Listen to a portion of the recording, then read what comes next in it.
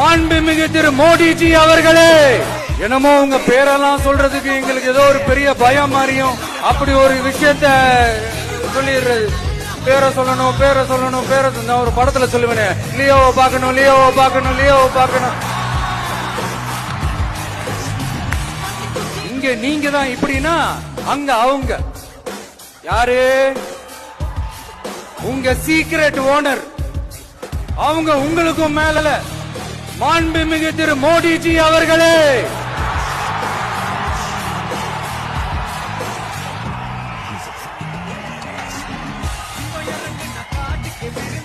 என்னமோ உங்க பேரெல்லாம் சொல்றதுக்கு எங்களுக்கு ஏதோ ஒரு பெரிய பயம் மாதிரியும்